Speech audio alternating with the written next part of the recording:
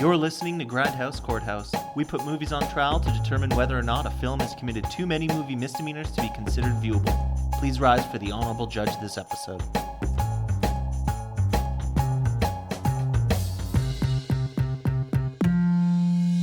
Welcome to Grindhouse Courthouse. The court is now in session. Hello, everyone. I, Adam, will be presiding as the honorable judge for this week's episode. Along my side is the jury. We have Tom and a special guest, Matthew. Please say hello. Hey. Tubular. This week, the court will be analyzing the case of the People vs. Teenage Mutant Ninja Turtles 3. That's correct. We've skipped 1 and 2 and have gone straight to the end of the trilogy. This 1993 martial arts superhero comedy was written and directed by Stuart Gillard, who literally directed nothing prior to this movie besides a few episodes for TV shows that looked like they should have been canceled after the pilot. TMNT3 follows the beloved Turtles back to ancient Japan through some form of time travel. Rest assured, some wacky antics occur, and shenanigans are had when they fight back against a British colonial leader? Yeah. Produced for $21 million, it earned $54.5 million back in the box office, doubling its budget, but the returns were barely more than half of the previous film, and 1/5 of the first. Thus, TMNT 3 was rated the lowest in the series and received a negative review from the critics worldwide. Rotten Tomatoes has the film at 23%, while IMDB has it rated as a 4.8 out of 10. Please note that out of the 5 live-action Turtles films, this ranks the lowest, and Michael Bay's adaptation only ranked slightly higher. I'm fairly confident that gives us a clue of what kind of movie this is. The prosecutor for this trial will be Dylan, who will be arguing that this movie is historically inaccurate and that Chud is the only movie with mutants living in the sewers of New York City that is worth watching. The defense of this trial will be Dave, who will convince the people that pizza time is truly any time and cowabunga is more than a catchphrase since he has it tattooed on his lower back. Let's see if TMT3 holds its ground as a fun time travel movie or if it's a thing of the past and is only praised due to nostalgia. All right, let's now move on to hear the opening statements from the prosecution. Dylan, take it away. All right, and before I start, I do want to testify that Dave does in fact have a tramp stamp of cowabunga. That is. You're all just fucking jealous. All right, that's a word for it. This movie is designed for 10-year-olds with severe ADHD. It's the only way you can watch this movie because every single scene is a nightmare. The Turtles are noisy. They make stupid one-liners constantly. They don't even talk to each other. They just make odd pop culture references that are severely dated now, to the point that you just begin to go insane anytime you watch the Turtles on screen, which is, by the way, every single scene. There's nobody else really in this movie. The plot is completely asinine, designed around their need to make samurai-themed turtle action figures, and the animatronic technology that had advanced since the first and second movies, which are pretty good, by the way. This one, they had learned how to manipulate the turtles' lips, which makes things much, much worse with their weird, toothy grins. Their teeth are far too big. It creeps you out, and everything about this movie the nostalgia doesn't even save it. Anyway, don't watch this movie. It is literal garbage. Thank you, Dylan. Let's carry it over to Dave for his opening statement of the defense. Dave. This movie is a great family fun movie for everyone. Doesn't matter the age at all. You're in for a good old wacky ride back into the 1606, I believe, in feudal Japan. It's wonderful. You get a little bit of everything. You get some wackiness, you get some little kung fu action, a sword fight, you get guns. Oh man, this is everything you have. And the biggest part of this movie is actually you learn in depth about Casey and his struggles and his decisions in his life. And that is where you learn life lessons. This movie has it all. You should watch it. Thank you for that, Dave. Your Honor, I would like to make a motion that Dave cannot keep putting in these awkward pauses and making us all think he's going to stop talking when he's not.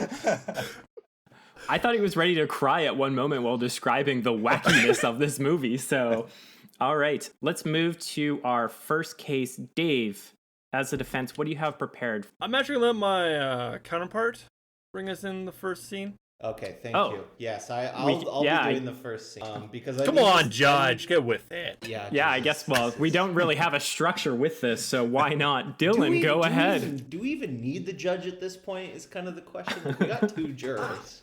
Yeah, Guys, no, this episode we might not need him. I'm just here so you guys don't fight. I'm trying to guide it along. So let's hear that case. You're doing a great job so far. I say we team up and just go after Adam. That's my opinion. Okay, so anyway, I'll do this stupid scene. My scene is going to be setting up the plot, and it'll take me... Okay, time it. Here's the plot. So April O'Neil goes to an antique store and finds a lamp that's from feudal Japan, and it time travels. There are Ninja Turtles also. There's the plot.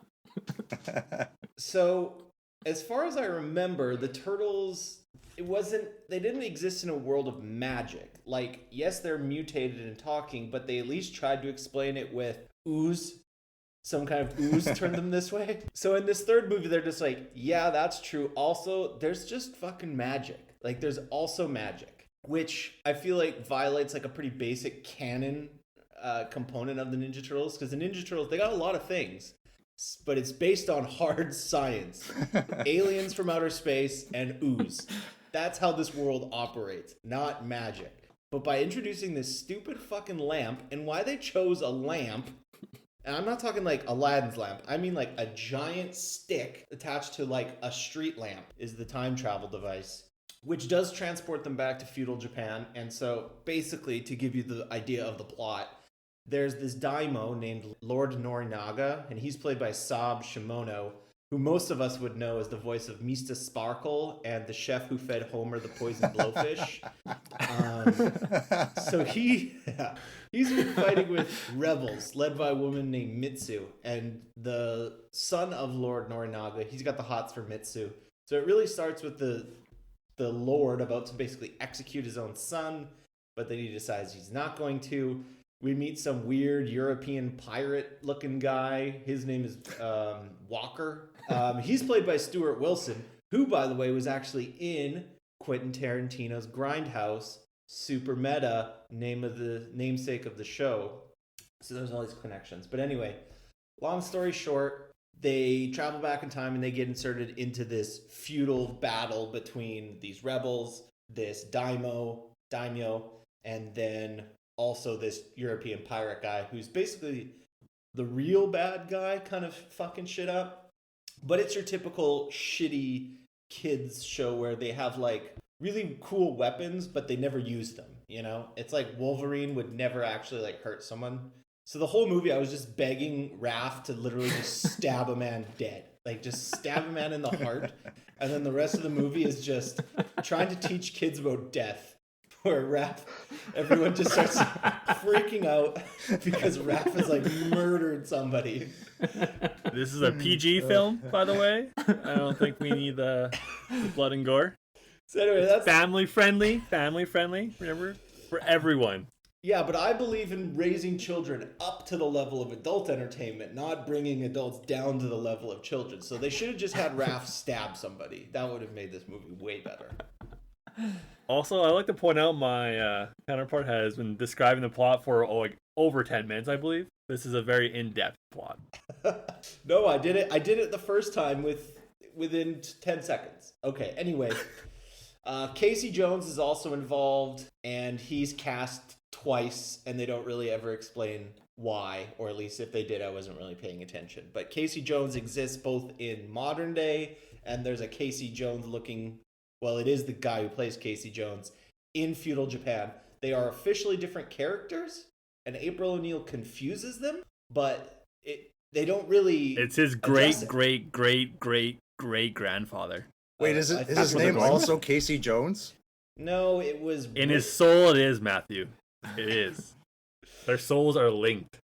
Yeah, and the only good thing about this whole movie is that you learn a little tidbit about Casey Jones's early life, and we'll get to that later. But you have to be a real deep viewer like I am. But otherwise, this movie's unwatchable. Anyway, that's the first scene. Thank you, Dylan. Dave, do you have a rebuttal or any remarks based? I have a great rebuttal for his magic mojo. I believe after the guy comes from the past, they actually sit down and they redesign the time travel machine with modern technology. He rebuilds it with technology. So it's not magic. It's just fancy turtle. Wait, technology. Do they? I think they think they're do. going to. He hits this keyboard with his thumbs and stuff, and he does all the calculations. So just to clarify, the scepter lamp that performs the first act of time travel. So what happens here? Because now you're saying there's two devices that can time travel? No, it's the same. He just rebuilds it. It breaks, and he rebuilds it with technology, and it works again. No. He has like 3 computers, and he's typing, and he goes, "Oh, this is the calculation." Who is he? Who's the name? I think it was Donatello. That sounds about right. Donatello is the only one that can do anything in these films. So. And he figures it out in like 5 minutes. It's very simple technology, apparently. Like, it's great. He just can solve it. Yeah, and time travel's a thing back. that you can just take care of. Okay. Well, when you're Donatello, you can. Are you saying you're as good as him, Adam? No. I'm just saying that time travel seems to be something that can be solved over a weekend based on, I don't know, Avengers Endgame. Donatello. Now this. So either way, they have a little mishap, and April actually gets switched. So the Turtles have to go back to save her. That's the major plot point, I guess. Okay, so... But the real plot point, the deep down one, is all about Casey. And his sole familiar wit back in 1606. I'm so confused now.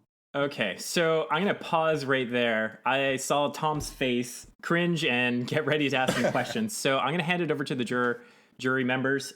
Tom, would you like to go with your first question? And then we'll have Matthew follow after that. Dave, how do you justify the inclusion of magic into the TMNT universe? I just explained it wasn't magic. Thank you very much. But we had... You said that it was magic first and then technology later. So I'm fully willing to accept that it can be both, but it was one before the other.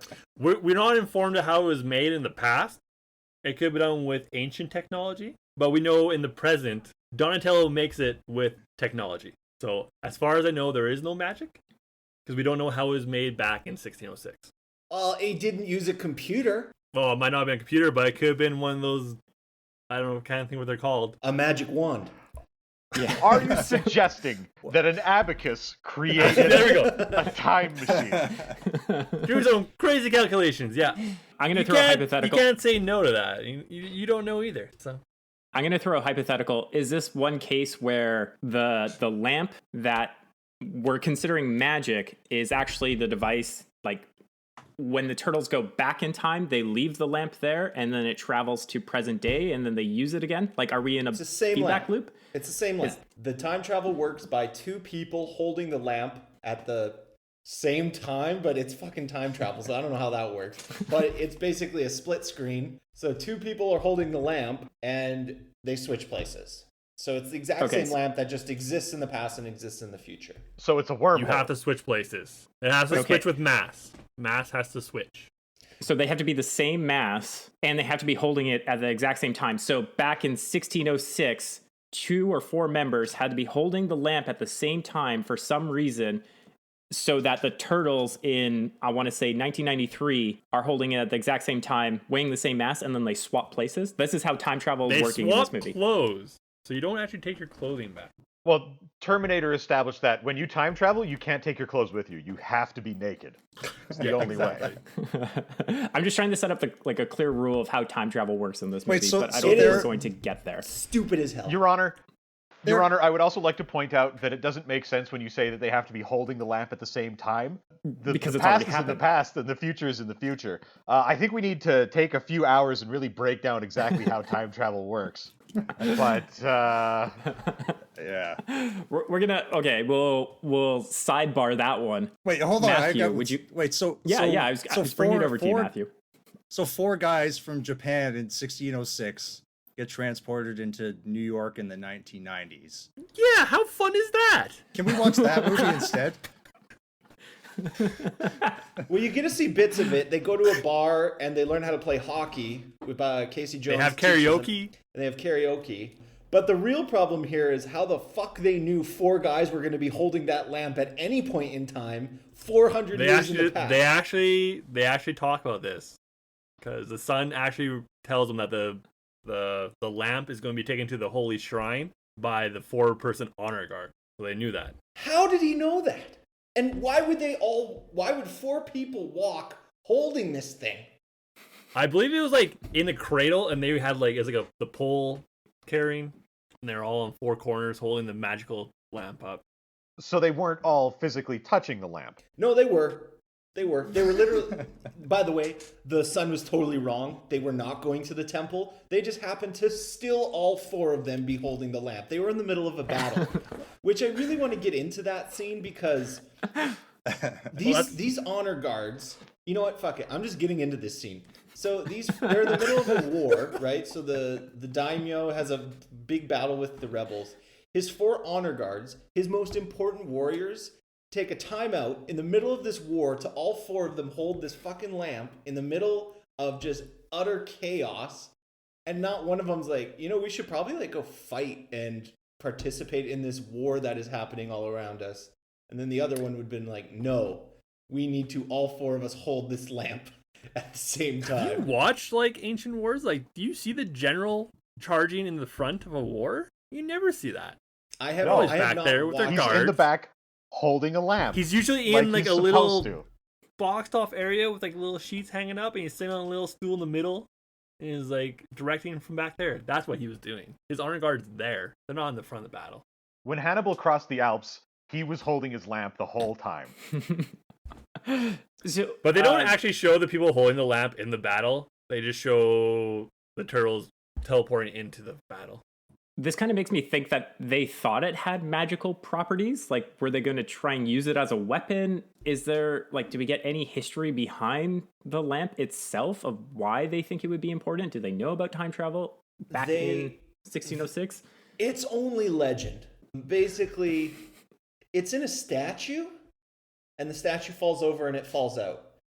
So this thing allegedly, or at least it should have been kind of forgotten, but even though it was hidden away in a statue, everybody fucking knows what it is. It's this heirloom of the daimyo's family. I don't know if they're really aware that it is a time travel device until later, but in any case, it does become a major plot point of like, we got to get the freaking time travel lantern.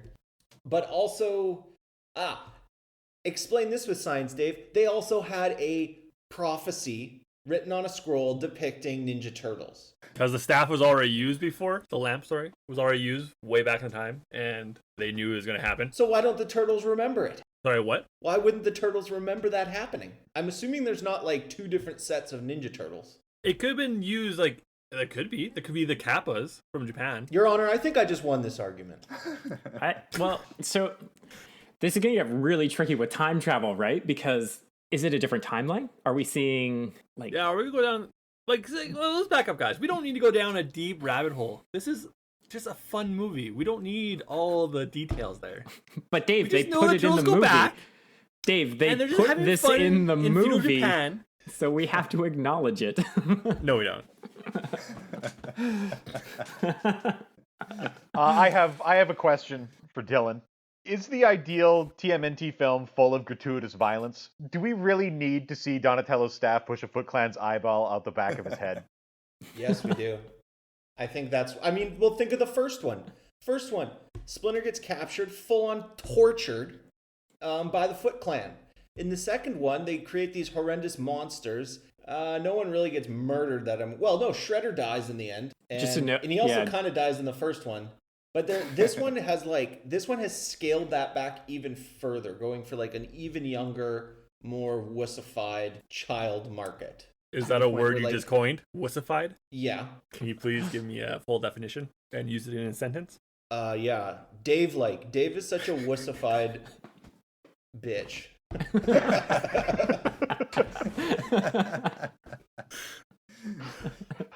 Hard-hitting facts. Yeah, I'll allow it. God damn it, Judge. You're supposed to be ready to control this damn court. Yeah, I am controlling it right now. So we're going to move to our next case or... Wait, I've got one more question. How many of the Turtles try to have sex with April O'Neil in this film? No, Mikey tries to mate with Mitsu, the Japanese rebel leader. And he's like, I'm going to stay behind in Japan. And Mitsu's like, I'm like not into that. You can go back to New York. And he's like, wait for me. No, they kind of just accept that April will not gangbang with them and that she's gonna hook up with Casey Jones. That's kind of the vibe. They've just been friend zoned. Oh yeah. It might be because they're giant turtles and not humans, but so that brings up a question. Why didn't Casey Jones then go back in time to save April if they're in such a great relationship? They explain this. They're there because the 4 people from the past have to come to the future, right? They had to switch spot. So Casey had to make sure that nothing happened when they came to the present time. And he did it by showing them karaoke and hockey. Great. Couldn't Splinter have taken that responsibility? He's too old. What is Splinter doing in all of this? He is making fucking stupid one-liners the whole time. Kawabunga. Casey, I think you need to eat a pizza pie. He's horrible in this. He's not even like the sage sensei in this movie. He's just like, he's comedic relief in a movie that is 100% trying to make every character comedic relief. So it's literally non-stop. It's like, hey dudes, how about some pizza? Oh man, that's totally radical. Hey, what about... So every single character is doing that, which just, there's no serious person. It just drives you insane. The only serious person is Casey. He's the only one that's very serious, and it's the only one that has a great arc through the entire film. With that being said, Dave, I'm going to throw the next case over to you because you mentioned that you did want to talk about Casey Jones, so please take it away. We're talking about his soul connection to Wit in 1606. Sure. Okay, so the next scene, we're going to jump ahead. There's a lot of fun, goofy action, some great one-timers. They're great. And they're in the rebel village. And they're getting to know everyone. They're having a good time. They're making pizza. Like, what else do you really need? And Wit is there. He has befriended the Turtles and April. And he's actually there on a secret mission. He's there to infiltrate the rebels and take the rebel leader, Mitsu? Yeah. I believe is her name. Prisoner. Back to Daimyo. And so we learn about him in this scene, how dastardly dirty he is, and how he's just full of anger and trying to take her away and do harm to the turtles. And it shows a really dark and evil side to him. He has a knife out, he has a to her throat, he's threatening everyone, and so he takes her away, kidnaps her basically. And so we see a very dark episode of Wit, also known as Casey. And that's the scene that happens. And this is what makes it a good movie? Yeah. Remember, you were defending this movie. We learn... Okay, sorry. This makes a good movie because we learn how Casey evolved with the next scene. Oh, okay. Except it's not Casey, it's Wit. Wit, also known as Casey. Okay. So they're connected through their soul. Maybe just call him like Casey Jones 1606 or something like that. I do have a quick question before we have Dylan perform a rebuttal. How are people reacting to the Turtles back in 1606? Perfectly normal, because kappas are a thing in ancient Japan, which are a mythological creature from them. Okay, so they're either good or bad, or just kind of mischief. So it fits the Turtles perfectly, so they're fine with it. No questions asked. But they don't see these people, these creatures all the time. They're mythological creatures. Yeah, are we? Yeah, but they popped out right now. This is the legend. They're living the legend, Matt. So when did they be... It's wonderful. It's fun. When did they be praised? And they're making pizza. I feel people would act very differently, like if they were to see their mythical creatures finally appear, when they be praising them, starting like a new religion around them, something along those lines, rather than just they nonchalantly. they don't view kappas as like gods. They're just like a leprechaun, I guess, maybe, kind of. Yeah, good analogy. They're both green. Okay, Dylan, do you want to provide your rebuttal? But you wouldn't worship a leprechaun. Everybody here saw a leprechaun say, hey! Hey! Okay, what do I even start? I guess I'll start with the leprechaun? What the fuck are you talking about? So they are kappas, but they freak out when they see the turtles initially. And they freak out for a little while. Like, they have multiple scenes where everyone just, like, screams looking at them. That is not true. They go, and then it's done. They go, and then they move on.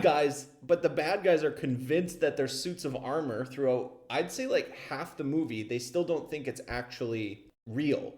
until finally he figure out the main bad guy, Walker. He figures out that they are real, but I guess they do kind of accept that pretty quickly. Like, what is this horrible monster? It's a kappa. Well, at least we have a name for it. That's acceptable then. So that's weird reaction. And what was the other part of this plot? Oh, that stupid kidnapping. Yeah, that was something. I still am not really sure or clear why they didn't just have Casey Jones go back in time too.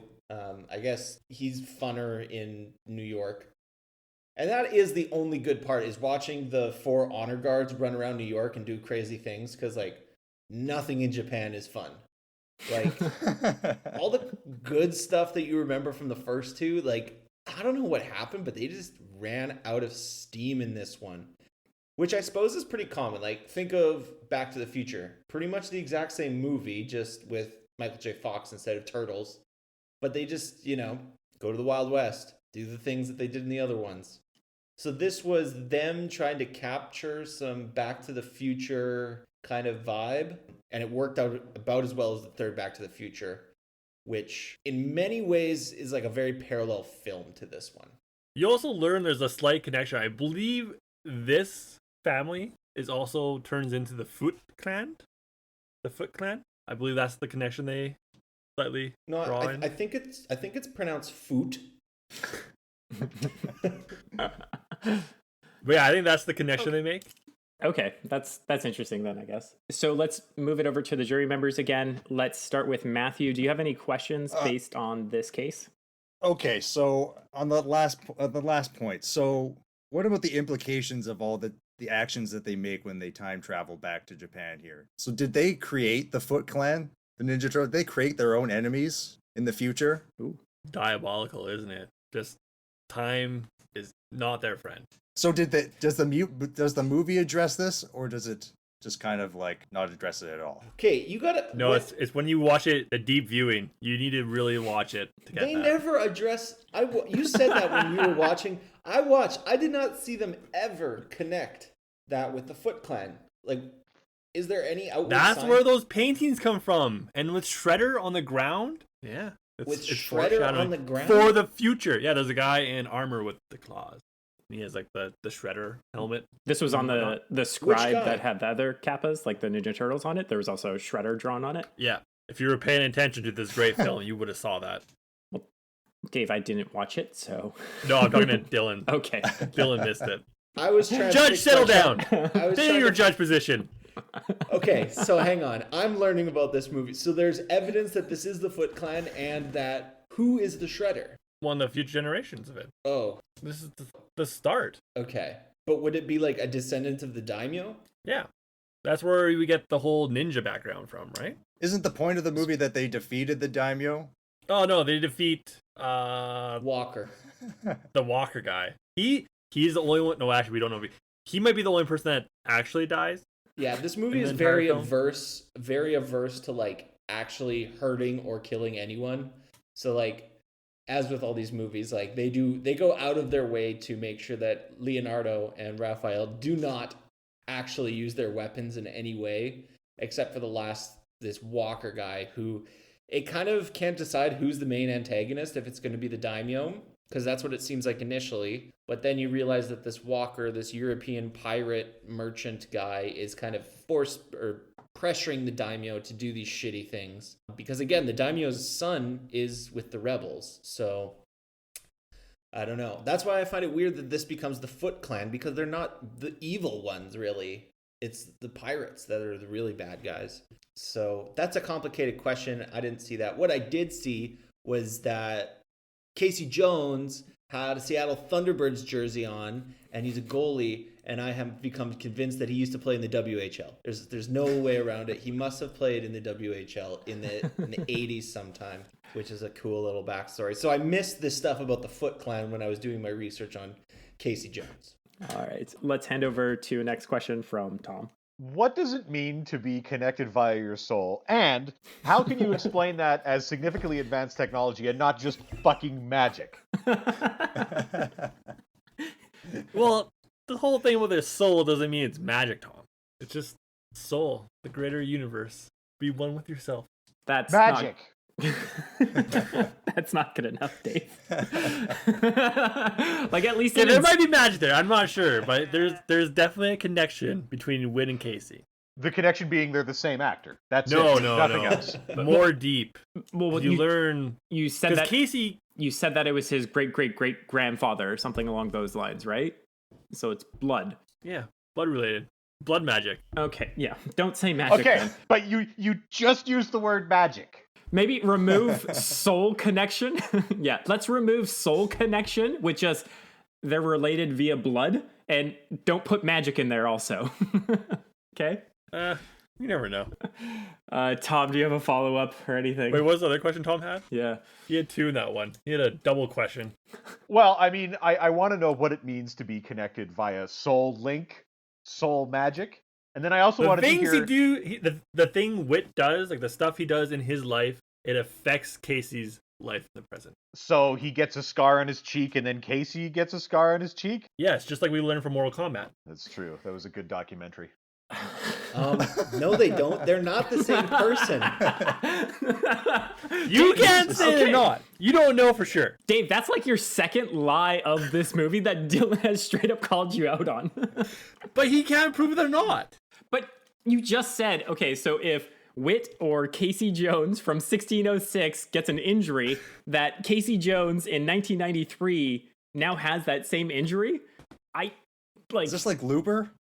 Not on his face, in his soul. It would be a soul injury. It's God. all about the soul. Come on, guys.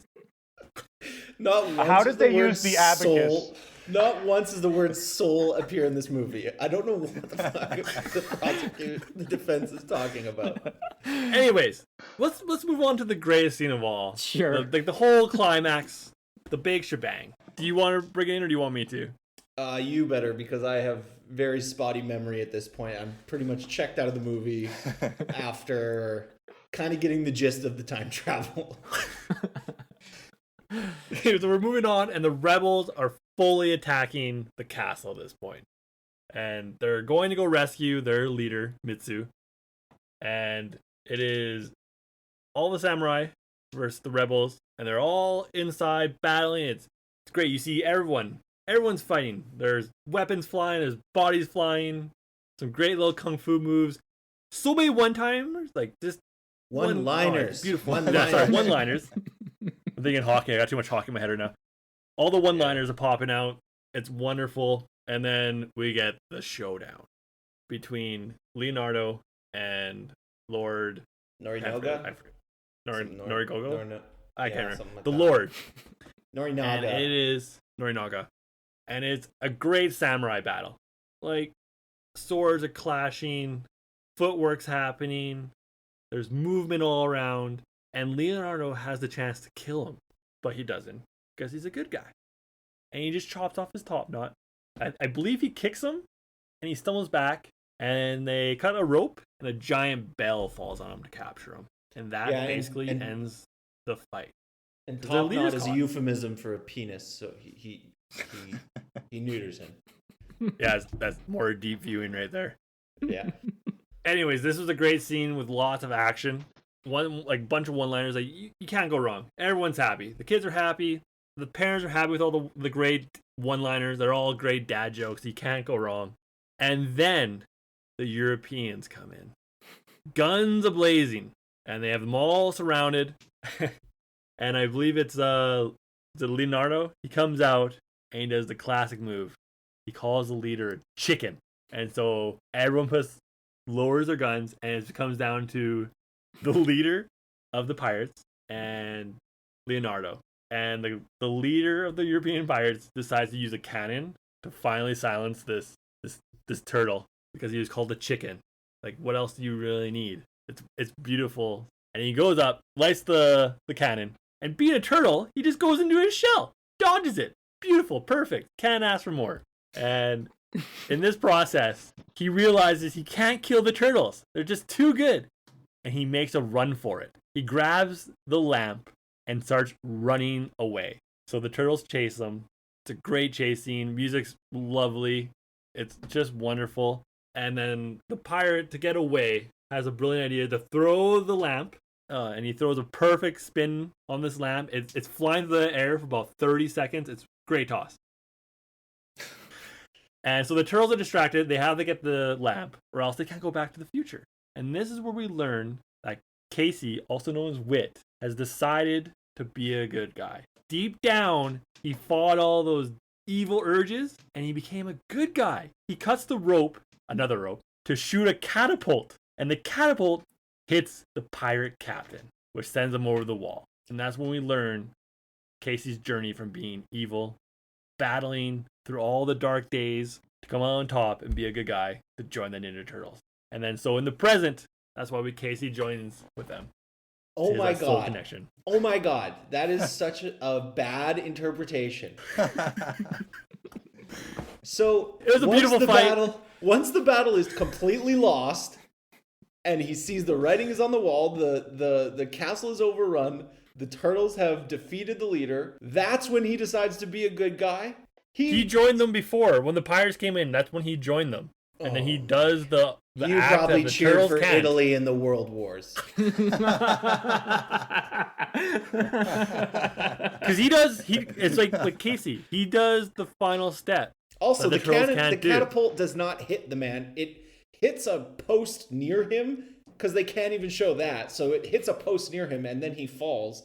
And you don't really get a clear vision if he dies. I mean, the implication is that he did, but... Man, he disappears. There's no splash. He just winks out of existence. Maybe he time traveled. He's dead. Yeah. I wish I could show this scene to you guys, because you guys would just be floored about how amazing it is. Oh, like, we'll take a look. We'll take a look after. We'll take a look after. Cinematography. The lighting's great. Music's great. Choreography is great for the fight. The one-liners, like...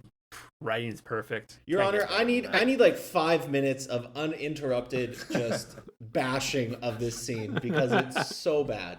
Okay, So- let me just start with a question. Dave, feudal No. Japan, Teenage Mutant Ninja Turtles. What's one thing you would kind of expect to see when those two A samurai things- battle between Leonardo maybe and not the samurai, Lord. And maybe we not saw samurai. that. It was beautiful. What other important warrior classes exist in ancient or in feudal Japan that would be kind of tied to a story about Teenage Mutant Ninja Turtles? I'm still sticking with samurai with Leonardo with his swords. Why would they not incorporate ninjas in any way, shape, or form into this? It's because you don't see them. They're that sneaky. Well, the Ninja Turtles aren't that sneaky.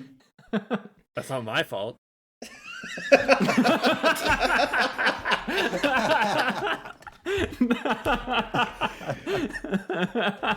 We have reached the pinnacle of arguments. There is no coming back from that. Oh my god. Oh god. You know what? I think it somehow is your fault, Dave. Somehow, some way, this movie made when you were 5 years old. This is somehow tied to you personally. Second thing, as we all know, we need to be raising our kids to become good used salesmen, and that joke makes sense if you follow Canadian politics. Car So the fact salesman, that- I believe. Yeah, used car salesman. So the fact that all of Japan's troubles are laid on the white European colonists, just classic liberal propaganda, and I don't think we should be teaching kids that way. How are they going to sell used cars if they think that they're heroes, the Ninja Turtles, and the bad guy are all the white guys? Like it's terrible. Also, Corey Feldman voices Donatello, and it's infuriating. He has the dumbest voice out of the four, and he's supposed to be the smart one. That's some harsh judgment right there. It's true though. Corey Feldman's voice is like it's a very specific kind of voice, and it is really aimed at being kind of like surfer California dude, which would work You're for saying like surfers can't be smart, Dylan? Yeah, I'm saying surfers are all dumb. Every single one of them. And Isn't Adam a surfer? Man, are you calling the judge dumb right now? Yes. Judge, Yes, you I gonna am. take that? Oh my god. Oh my god. Okay, so let's wrap up this rebuttal. Okay, anyway, the end scene was terrible. The double switcheroo was stupid. I still don't understand the soul connection. I really just think there are two characters played by the same actor because they just they wanted to have Casey Jones in feudal Japan, but they'd somehow written him to need to be in New York. Dumb movie. Let's go on to final statements. Yeah, before we do that, I'm going to hand it over to the jury members to ask just another. No, I think we should just go right to the closing statements and get a verdict. Or we can follow the structure and have the jury members ask a couple questions, and then we'll go into closing statements. This is what juries do in regular trials, right? Yeah, no comment. Yes. Tom, would you like to lead? Dave, you've said multiple times that we can't ask for more from this movie. Is this actually the most perfect film ever made? I wouldn't say that, but it's probably the top 10 films you should watch. You guys Can you rank them? Could you rank the? Could you rank them for us? No, I just say top 10. That's all I'm gonna say. Godfather, Lawrence of Arabia, Shawshank Redemption, Teenage Mutant Ninja Turtles in there.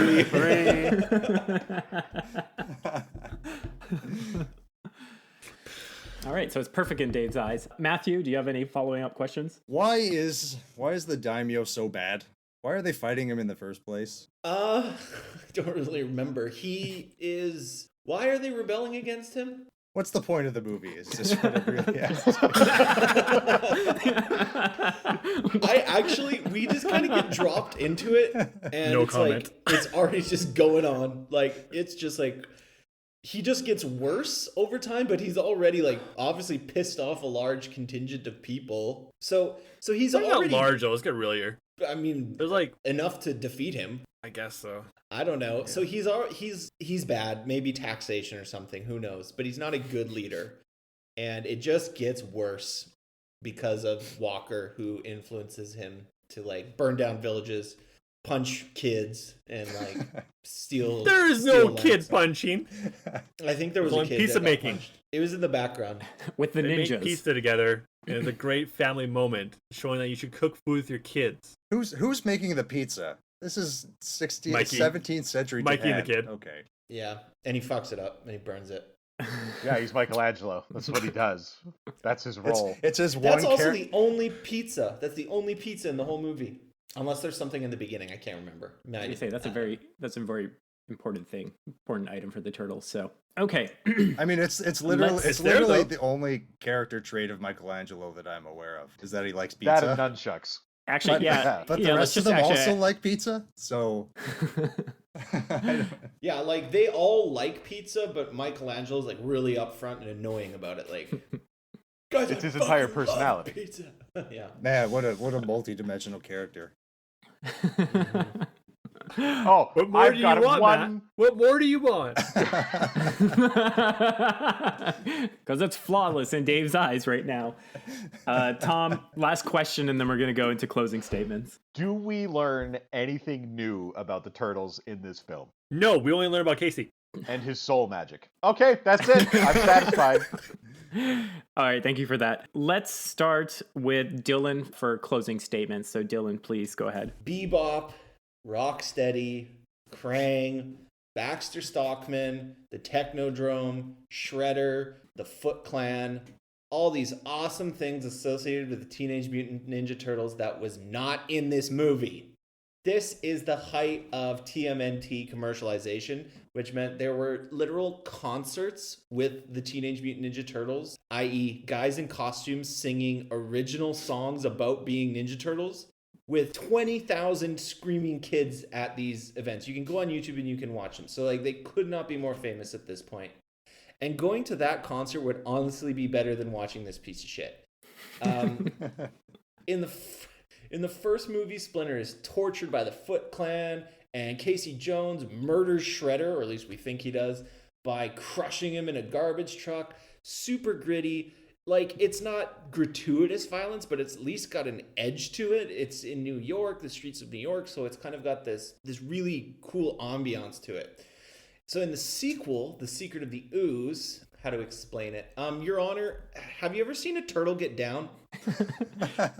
What do you mean by a turtle getting down, Dylan? I mean, like, I bet the defense has never even been slamming and jamming to the new swing sound, because in The Secret of the Ooze, Vanilla Ice was here with the new Jack Groove. Iceman, Your Honor, you know I'm not playing. Devastating the show while the turtles are saying. This movie, they try to do that and they just get nothing. So then this piece of shit where there's no hip hop, there's no skateboards, practically no pizza, no sewers really except the beginning. It's like Teenage Mutant Ninja Turtles or the Tokugawa Shogunate are trying to be mashed together, and it does not work. All of what makes TMNT great, they lost in this movie, which is pretty obvious why they didn't make a fourth one. I rest my case. Thank you for that, Dylan. Dave, your closing statement.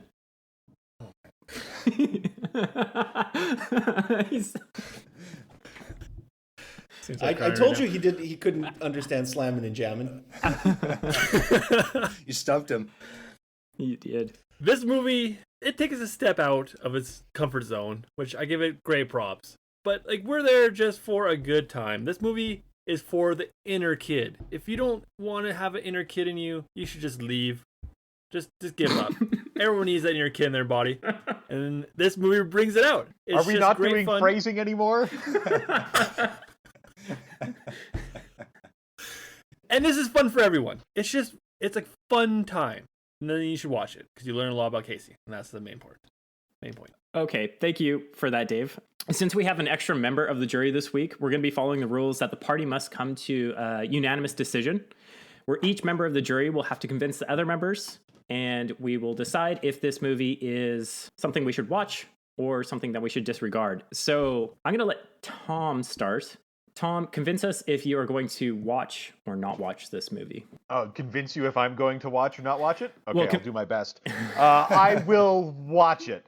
Well, my job here is done. Bicker amongst yourselves. I'm not All right, convinced. Matthew. Yeah, Matthew. That's a Wait, hard act does to that mean I follow. have to watch it? Well, I don't so wanna this is watch going to be this. unanimous. So, okay, so we know what you're deciding on. The way that this is going to work is we have to vote as a group if we're going to watch it or not. So Tom has said yes. You clearly said no. Do you want to say why you're not going to watch it? And this is based on the evidence that was provided in this court? So, I mean, Dave said it was a romping fun time, and I have seen no evidence of fun whatsoever at all. They made pizza. They made pizza Yeah. in Japan. One time, But like one-liners. I'm just gonna When watch they shouldn't this. have. I'll just watch the second one again. Yeah, but that doesn't take place in feudal Japan, the most magical of all eras. I was places. when I heard we were doing this movie and I watched the trailer and I said, "Oh boy!" And I saw that they're in Japan and they have those samurai outfits and there's Splinter's racist accent. And I'm like, "Oh boy, are we gonna have to cancel the Ninja Turtles in the year 2020? Is this like?" I used to think that I liked the Ninja Turtles, so I don't want to have it be ruined. So that's why I'm just gonna choose to think that this doesn't exist at all. Keep it in Well, the when past. we're done this, we'll watch the Ninja Rap, and it'll all come flooding back your fond memories of Yeah, this. that will cheer you up. Go ninja, go ninja, go. Go ninja, go ninja, go.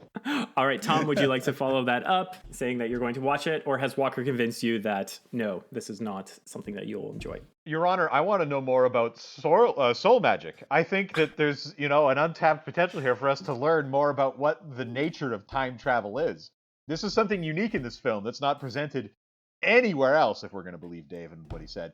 And it's really important that we get to the bottom of it. And if we don't watch the film, we have no hope of understanding exactly what it means to bridge the gap from past and present, this guy and that guy, who also happen to look exactly the same.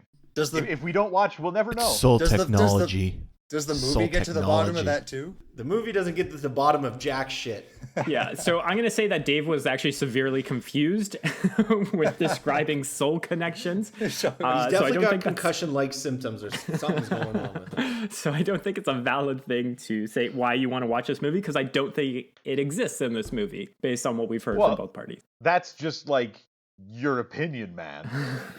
And it's not his fault.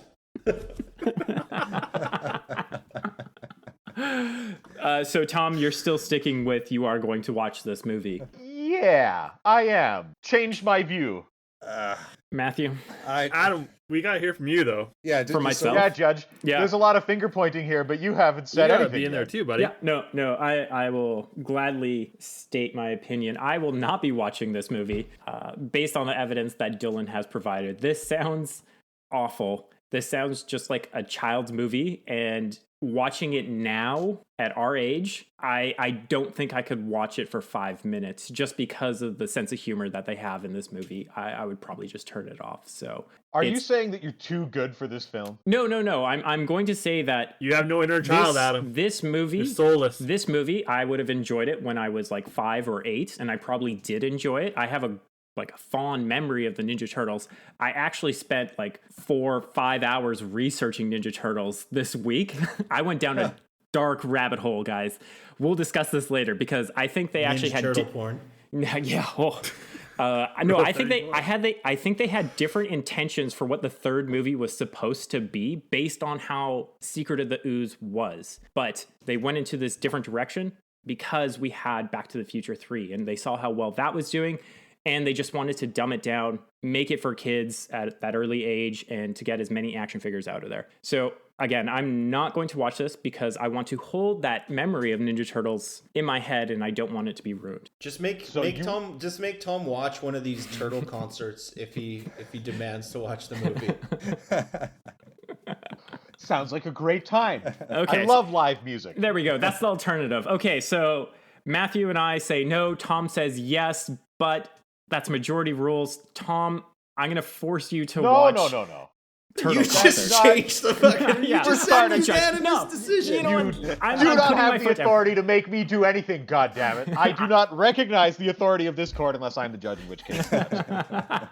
But ultimately, I do believe that although I do want to know more about soul magic, and I would like to see a supercut of just the Japanese guys running around New York doing their thing. That sounds like a more entertaining movie to me. Agreed. I do not believe this movie is worth a viewing. We should forget it. Okay. We should wipe it from our minds. All right. That's a compromise we're willing to take. Thank you, Tom, Matthew, myself. We are all voting no on watching this movie. So there we go. That concludes the riveting case of the People vs. Teenage Mutant Ninja Turtles 3. It's clear that TMNT3 was a fun time movie during our childhood, but after a close rewatch, after 3 decades later, it's a turd right now. So thank you for listening. The court is now closed. And with that, the court is adjourned. Come back next time for a new trial with new litigants in the never-ending parade of schlock that is Grindhouse Courthouse.